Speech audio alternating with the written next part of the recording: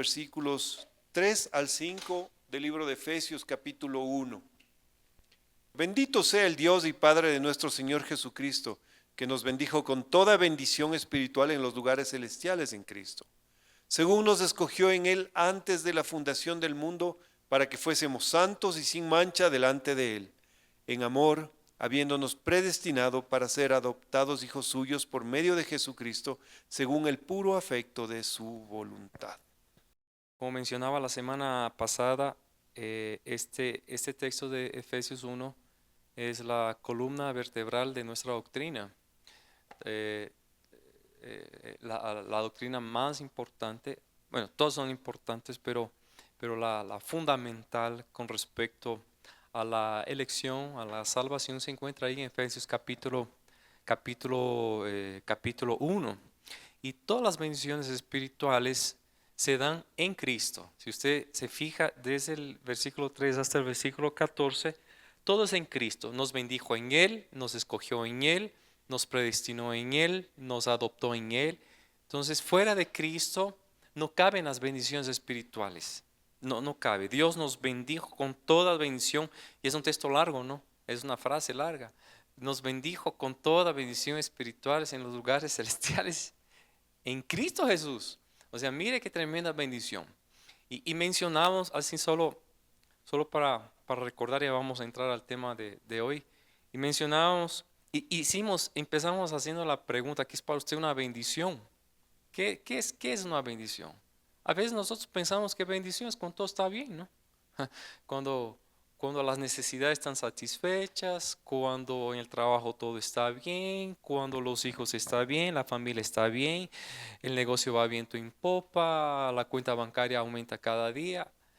Pero eso va mucho más allá, porque las bendiciones espirituales son en los lugares, no son en los lugares terrenales, sino son en los lugares celestiales. Es una bendición que va mucho más allá de lo que nosotros pensamos que es,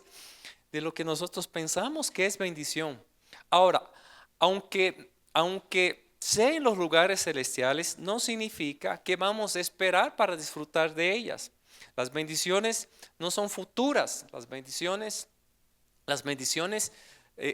ya las podemos disfrutar. Es por eso que el verbo que se encuentra ahí incluso está en el pasado, ni siquiera está en el futuro. Dice, nos bendijo, nos escogió, nos adoptó, nos predestinó. Todo está en Él, todo está en el futuro, porque Dios nos conocía antes de que nosotros naciéramos, ¿no, verdad?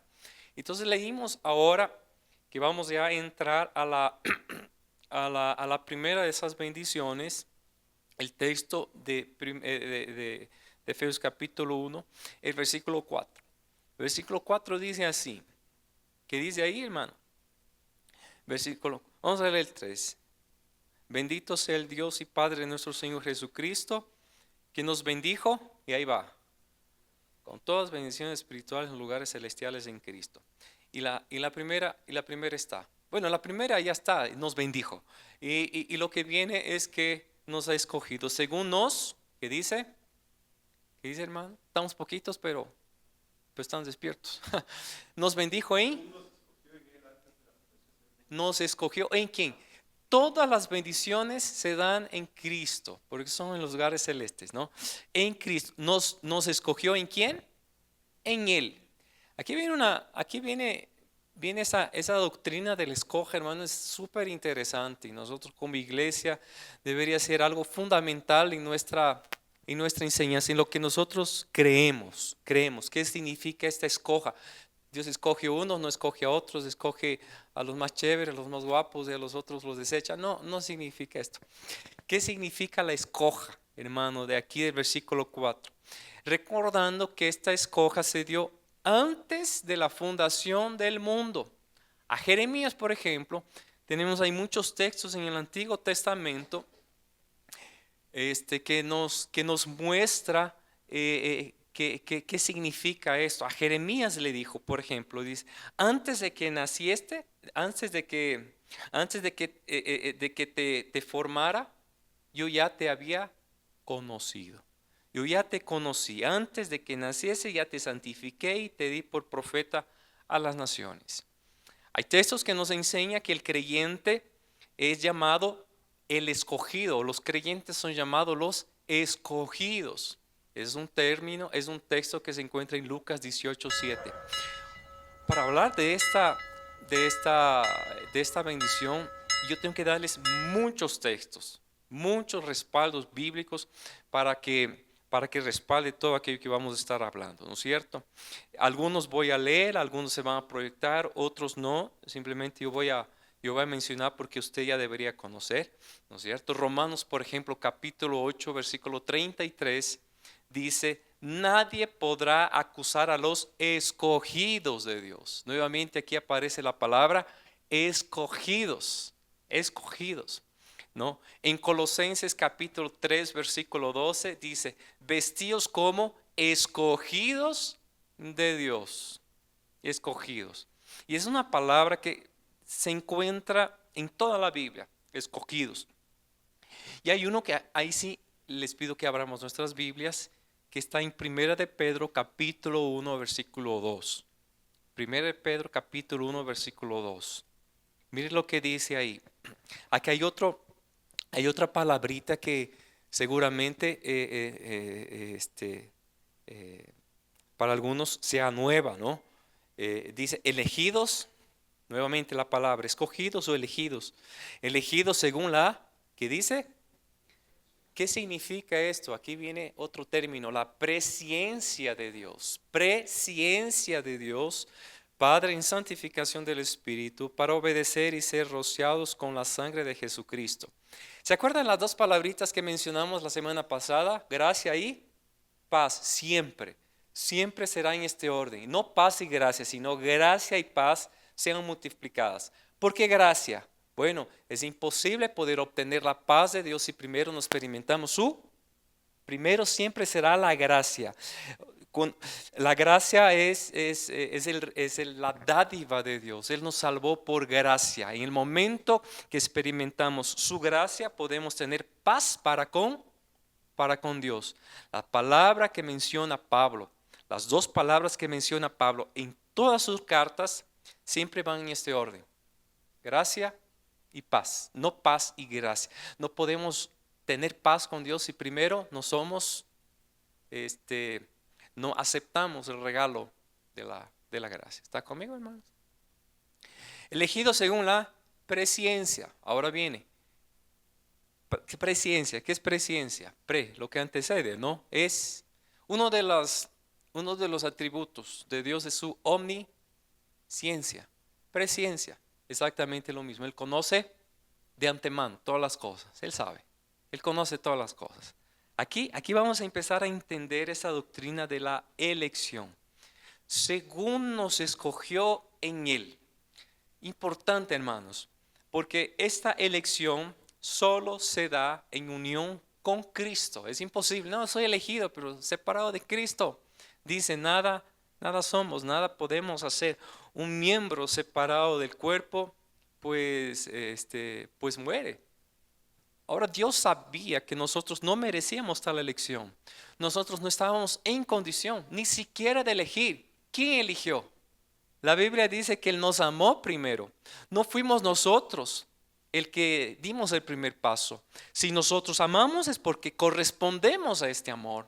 Él nos ha amado primero. La elección es lo mismo. Él nos eligió. Y por reciprocidad aceptamos esta elección.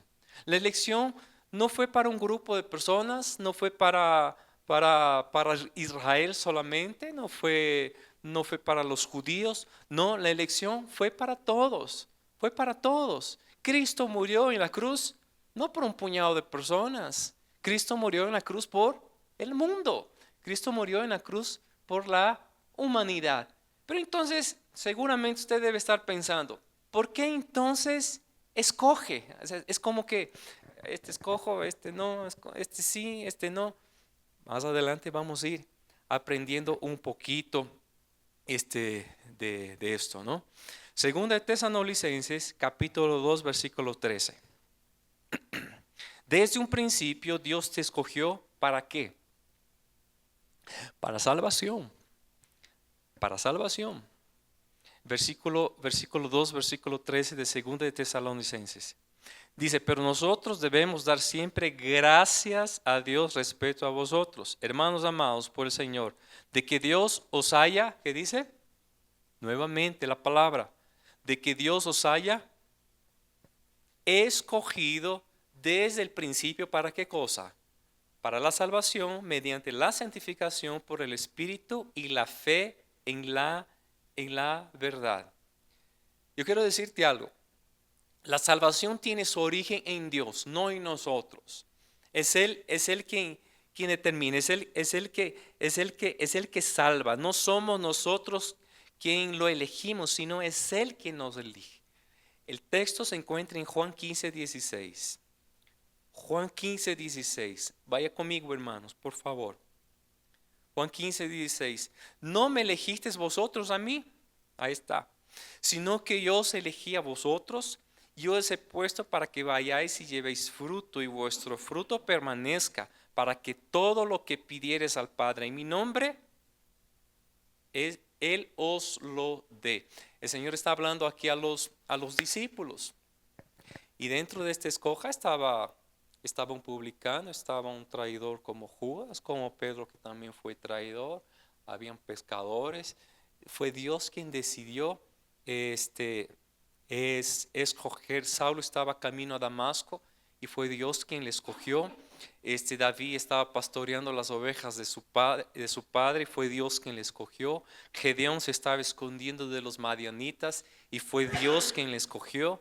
Y así, hermanos, podemos hablar de un montón, ¿no verdad? Desde Génesis hasta el Apocalipsis. La escoja no depende de nuestra capacidad, esa escoja no depende de nuestra elocuencia, de nuestra preparación, sino porque Él es soberano. Dice que lo vil y lo vil, dice, no, Corintios, lo vil y lo débil, no me acuerdo en qué texto está, lo vil y lo débil del mundo, escogió Dios, escogió Dios. Moisés era tartamudo y así Dios dijo, no importa, así mismo yo te voy a usar. David era el menor de sus hermanos, así le iba a usar. Rahab era una ramera, no, Mateo era un publicano. Entonces tenemos ahí la escoja y eso hace parte del plan soberano de Dios. El plan soberano de Dios, la elección. La misericordia de Dios en los evangelios es extendido, hermano, repito, para todos, para todos. Al que desea, Dios dice, venid a mí, ¿no? Isaías 55:1, por ejemplo. Yo les voy a leer. Isaías 55 dice, a todos los sedientos venid a las aguas, y a los que tienen dinero, venid, comprad y comed. Venid, comprad sin dinero y sin precio, vino y leche.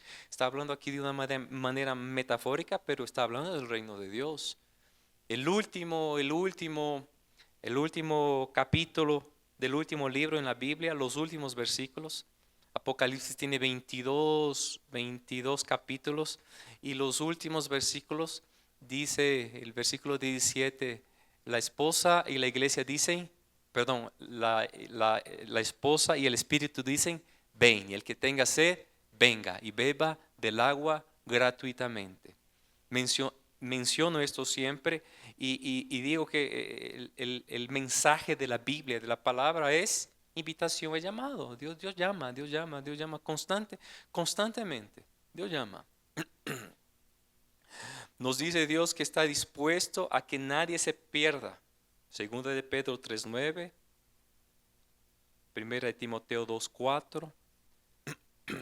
Y les voy a leer. Primera de Timoteo 2:4 dice, el cual quiere que todos los hombres sean salvos y vengan al conocimiento de la verdad. Para que usted se dé cuenta que esta escoja no fue a un grupito nada más. En segunda de Pedro capítulo 3 versículo 9 dice, el Señor no retarda su promesa según algunos lo tiene por tardanza, sino que es paciente para con nosotros, no queriendo que nadie, sino que todos procedan.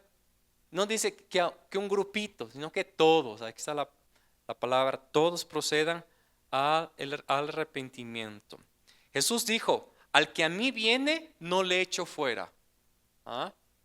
Junto a Efesios capítulo 1, usted tiene que leer, y sí te animo, hermano, a que, no, hoy vas a llegar cansado a la casa, no sé, pero si quieres, Juan capítulo 6. Juan capítulo 6 es respaldo de Efesios, o más bien, Efesios 1, porque viene después de Efesios, es el respaldo de Juan capítulo 6.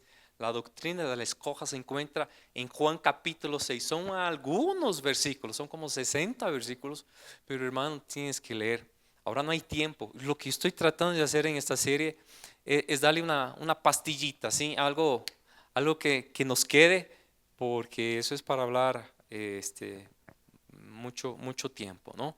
Juan 3:16, para que todo aquel que en Él crea, no es para algunos, para todo aquel que en Él crea, no se pierda, mas tenga vida eterna. El Señor hablando en el contexto de la gran tribulación, en Mateo capítulo 24 dice, el que persevera hasta el fin, ¿qué dice? Este será salvo. O sea, es una perseverancia. La salvación es una obra exclusiva de Dios, pero a nosotros nos manda a perseverar.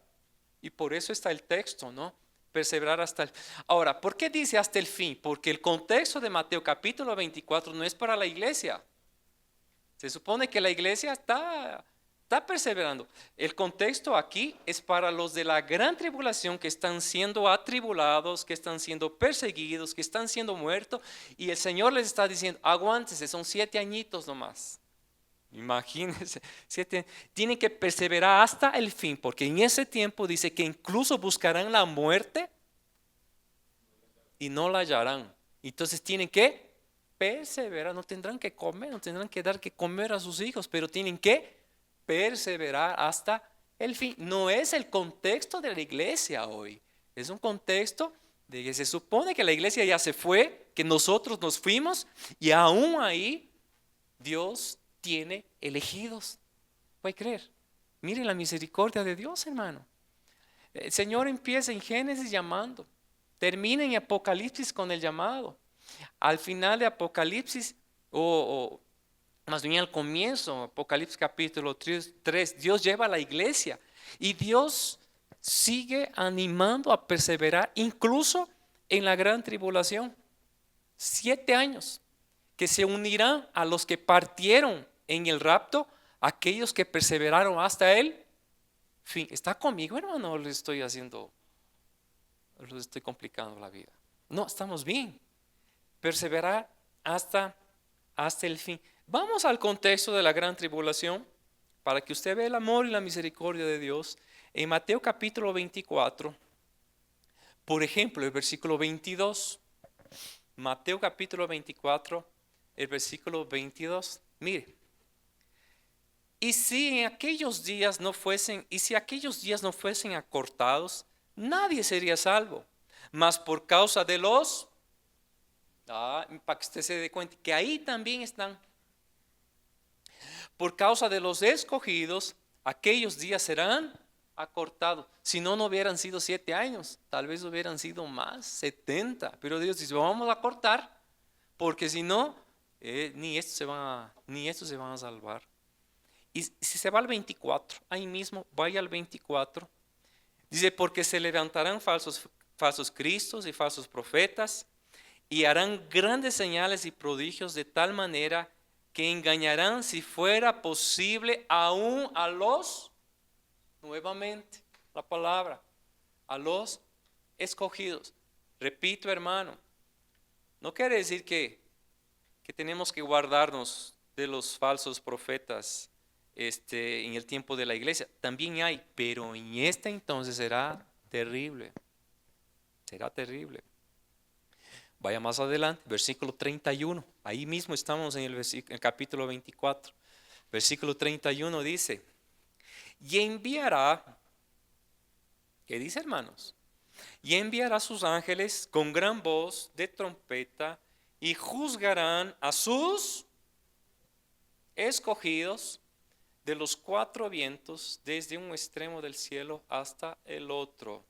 Eso ya es el final de la gran tribulación, en donde Dios envía a sus ángeles y finalmente se unirá a nosotros aquellos escogidos que pagarán con su propia vida durante este periodo. Amén.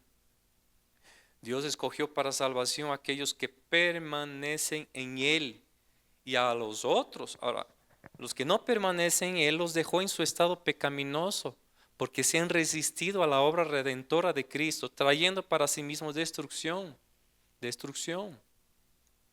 No, Dios, Dios endurece el corazón después de que hayan rechazado una y otra vez, no antes.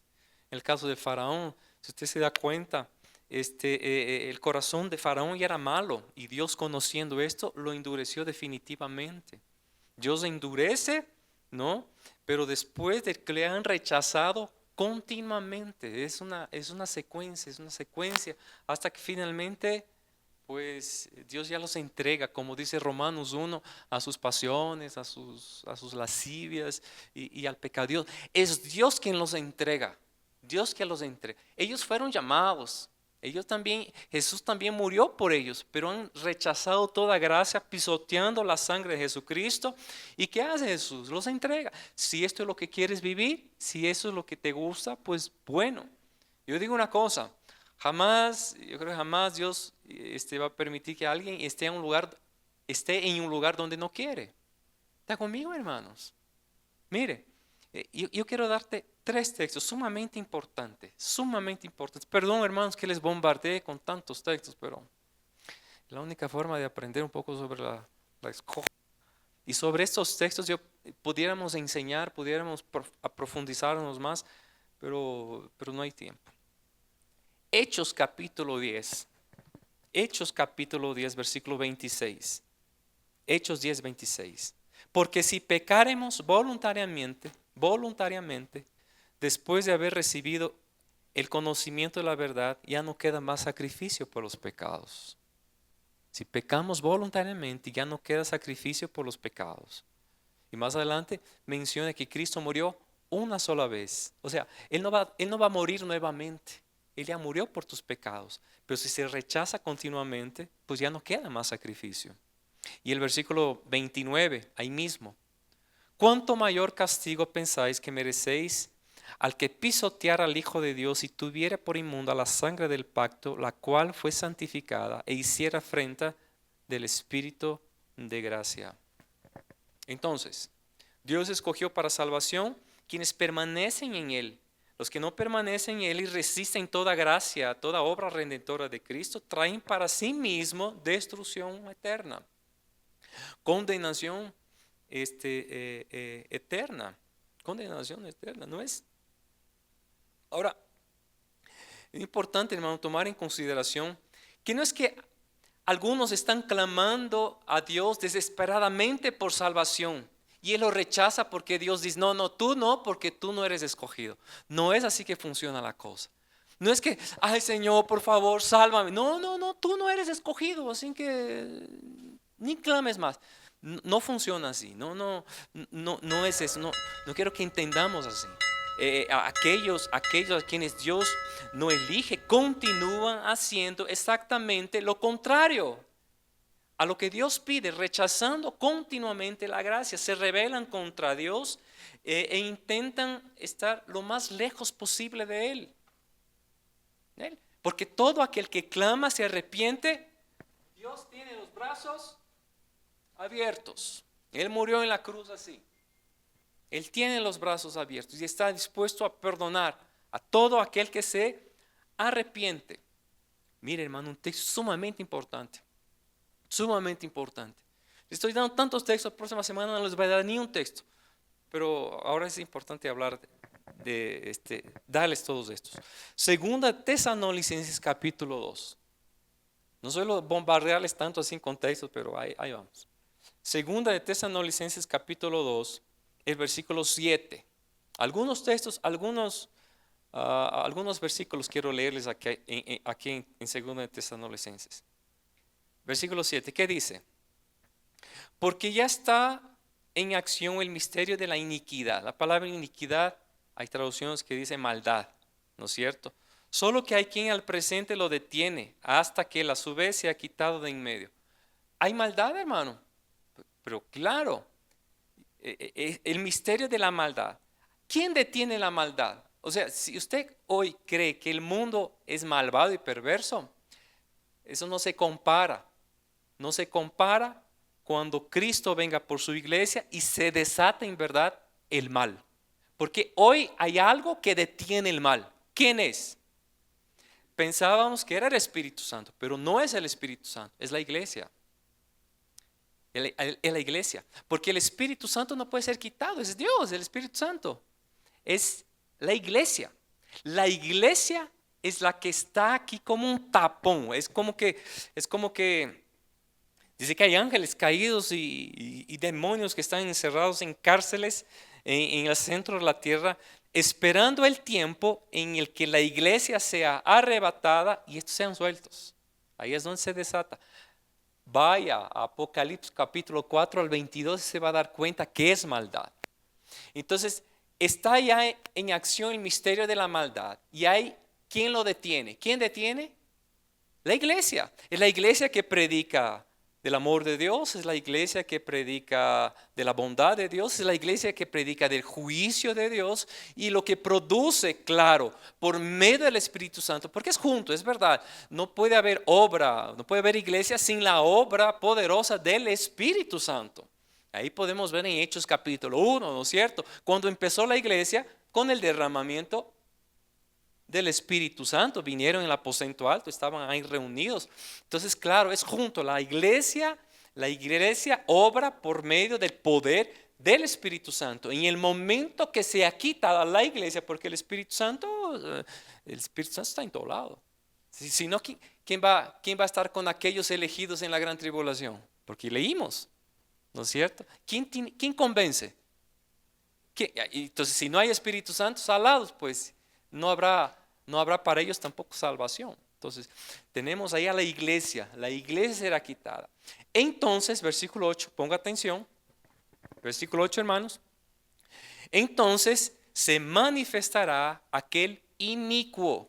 El inicuo aquí es el hombre de maldad. Está hablando aquí del anticristo. Se manifestará o sea, se va a la iglesia e inmediatamente se levanta el anticristo. Como un salvador, claro, va a traer la paz al mundo, seguramente lo primero que hará es la paz entre Israel y los palestinos y los pueblos árabes y todo eso. A quien el Señor matará con el espíritu de su boca y destruirá con el resplandor de su venida. Inicuo, cuyo advenimiento es por obra de ¿quién? Es el hijo de Satanás, es el anticristo. Con gran poder de señales y prodigios mentirosos, y con todo engaño de iniquidad de iniquidad para los que se pierden, por cuanto no recibieron el amor de la verdad para ser salvos. Ponga atención, hermano. Ahora, mire, por cuanto, y con todo engaño, de maldad para los que se pierden, por cuanto no recibieron el amor de la verdad para ser salvos. Seguramente se les impartió la verdad, el amor, pero no quisieron. No quisieron. Rechazo continuo. Para que usted se dé cuenta, no es que Dios dice, no, tú no eres elegido. No, porque todo aquel que clama, encuentras. Dice, el que busca, halla, el que persevera, alcanza. ¿No, verdad? Versículo 11. Por esto Dios les envía un poder engañoso para que crean la mentira. Mire, ¿no quieren creer? Haga de cuenta, Dios dice, bueno, ¿no quieren creer? Bueno, ok, ahora los entrega definitivamente. Aquí ya no hay vuelta atrás. Ya no hay vuelta atrás. Es como un apóstata. Un apóstata es aquel que cayó en esta condición y que Cristo ya no va a morir nuevamente por él. Y ya no hay retroceso, ya no hay obra redentora para él, porque ha rechazado todo plan divino de gracia. Versículo 12. A fin de que sean condenados todos los que no creyeron a la verdad, sino que se complacieron de la injusticia. Dios ya los entrega la mentira. Versículo 13. Versículo 13. El título que está arribita del versículo 13 es escogidos para salvación. Pero mire lo que dice. Pero nosotros, ¿qué dice? Debemos dar siempre gracias a Dios respecto a vosotros, hermanos amados por el Señor, de que Dios os haya desde el principio para... Ok, usted me dirá, pero ¿qué pasó con Judas? ¿Judas fue escogido o no? Hermano, Judas fue escogido como discípulo, no necesariamente fue escogido para salvación. Le escoja que es para salvación. Cristo escogió a Pedro, pero también le escogió a Judas. Usted me dirá, ¿será que Judas en algún momento reconoció y se salvó y luego se perdió? Yo creo que nunca se salvó.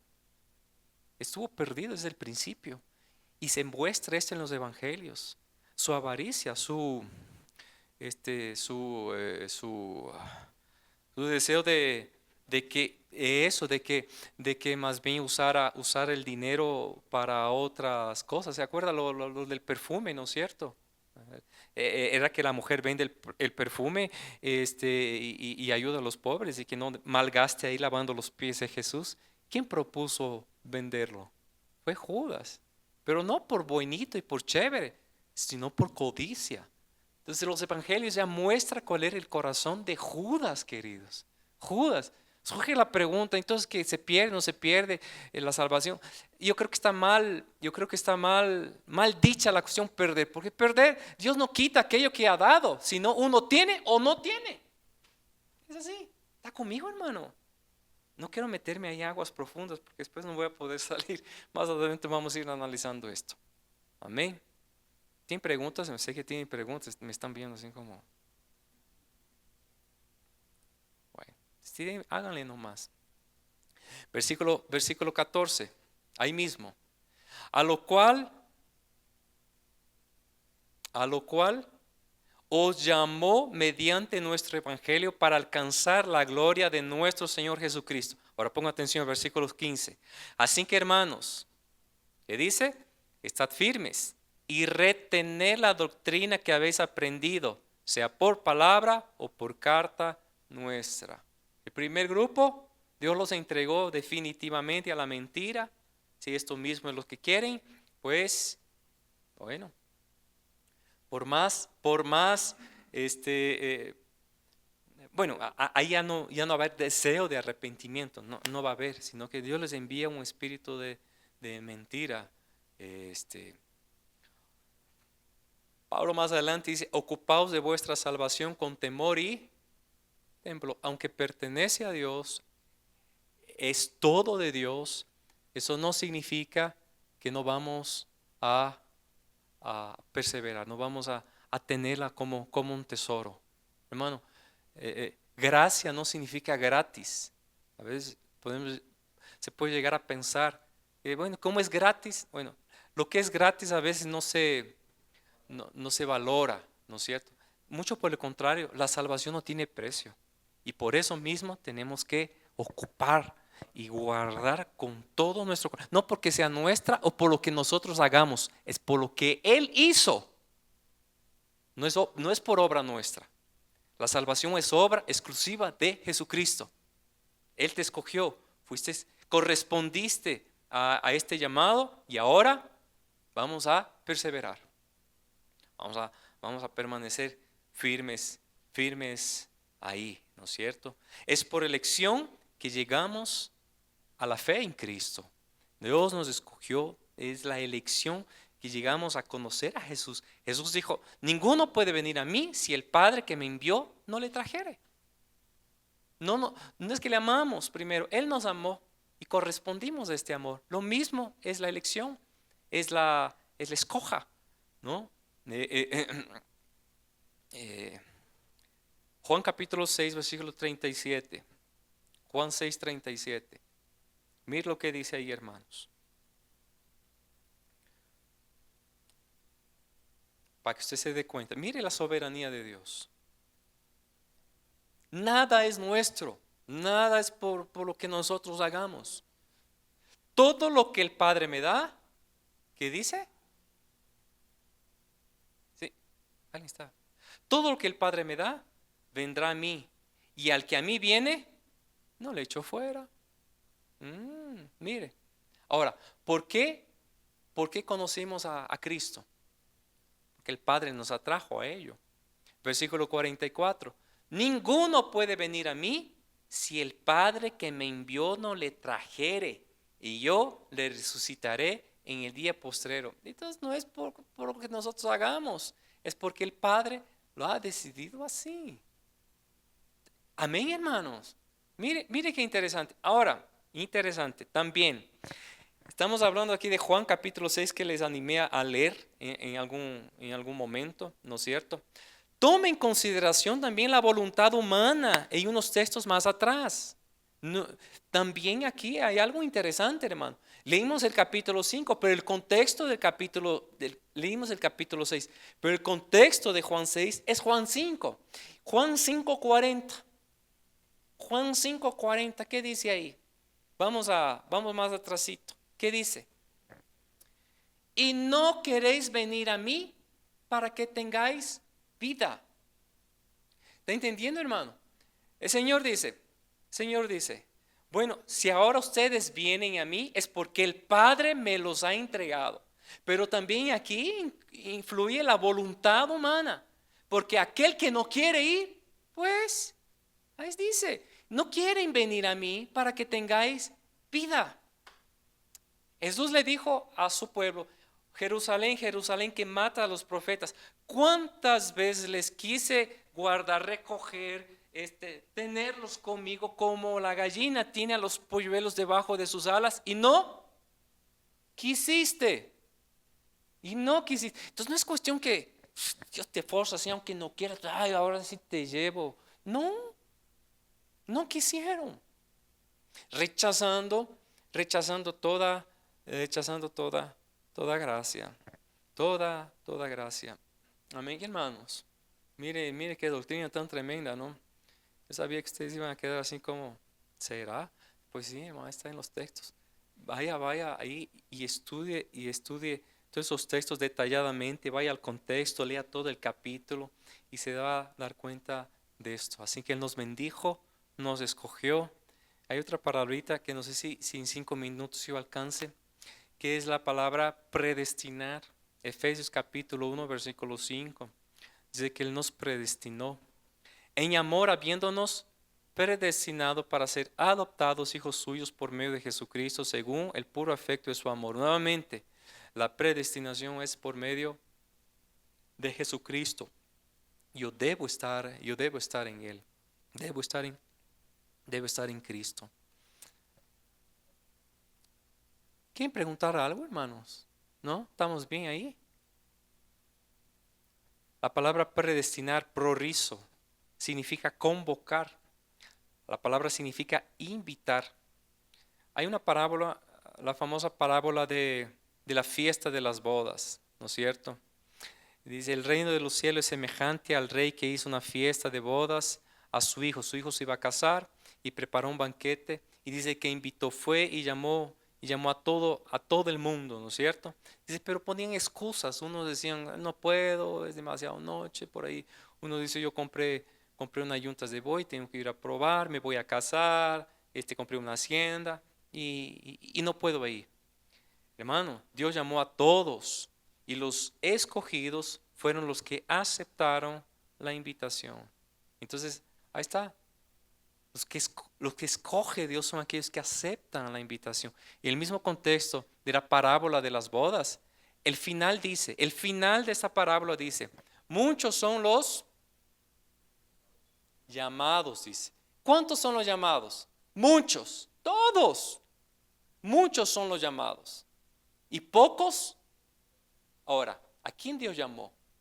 A todos. Dios murió en la cruz por todos. Pero eso significa que todos van a aceptar su obra redentora. Y estos son los escogidos. ¿Está conmigo, hermano? Ese es el escoge. Amén. Esa es Dios sabe de antemano aquel que lo va a rechazar y aquel que va a estar con él hasta el final. Hasta el final. Yo quiero terminar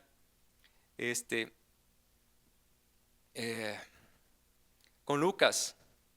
Lucas capítulo 19, versículo 10. Lucas 19, 10. Dios vino a buscar y a salvar a los que se habían perdidos. ¿Quiénes estaban perdidos? Todos. Todos. La verdad es que en su soberanía, Dios es quien nos ha amado primero y nos ha buscado, pero ha dado al hombre la capacidad de buscarlo también, ¿no? Dios nos busca, pero nos ha dado también esa capacidad. Nosotros no somos robots, ¿no es cierto? Podemos buscar voluntariamente a Dios. ¿Quién busca a quién? Bueno, yo creo que es una cuestión de reciprocidad. Dios busca, Dios nos ama y nosotros tenemos que estar recíprocos a este amor y a este llamado. La Biblia dice en Santiago 4:8, acercaos a Dios y Él se acercará a vosotros. Mire, es una cuestión de ambos, es una cuestión de reciprocidad. Porque si fuera algo que Dios impone, pues bueno, el Señor le dijo a Moisés, he aquí que pongo delante de ti la vida, la muerte, el bien y el mal. O sea, pone dos opciones. Habían dos puertas. Hay dos puertas, una ancha, una estrecha. Dos ladrones, dos cruces. Una cruz un ladrón en la cruz que lo rechazó y otro que lo aceptó. Entonces, ahí tenemos. Yo considero, y con eso voy a terminar, yo considero que esta doctrina de la escoja y de la predestinación es comparado como, digo, ¿y cómo puedo ejemplificar esa situación? Y digo, es como una nave, hermano, es como una nave que se va al cielo, una nave que tiene destino final al cielo, va al cielo. Entonces, ¿quién escoge la nave? Que es la iglesia, es Dios. Pero esta nave tiene un capitán, un piloto. Ese piloto es Jesucristo. ¿Quién aborda la nave? Tiene su destino. Se va al cielo y está entre los escogidos. ¿Está conmigo, hermano? Sube a la nave, vamos al cielo. A ver, ¿quién aborda la nave? Y el capitán es Cristo, porque hay que subir creyendo en la obra redentora de Cristo en la cruz. Se sube, el capitán dice, vamos con los tripulantes, vamos hasta el cielo. Es aquel que decide quedarse ahí. Pero hay quien dice, no, yo no quiero, a mí no me interesa, ¿no? Yo no voy a subir. Bueno, no hace parte de los elegidos, simplemente. Ahora, ¿qué es la predestinación en cambio? ¿Ah? La predestinación es el destino final a donde nos lleva la nave. ¿Está conmigo, hermano? Dios nos ha predestinado para vida eterna. Esta es la escoja, es si yo estoy en la nave, escogida por Dios, porque así es la iglesia, Él la escogió, ¿no es cierto? Hago parte de la tripulación y cuyo capitán y piloto es Jesús. Yo estoy ahí y mientras yo estoy ahí, estoy como aquel que Él me escogió, aferrado dice a Cristo, a la vid. No, nosotros como pámpanos, aferrado. Ahora, la predestinación es el destino final, a donde nos lleva la nave. Amén.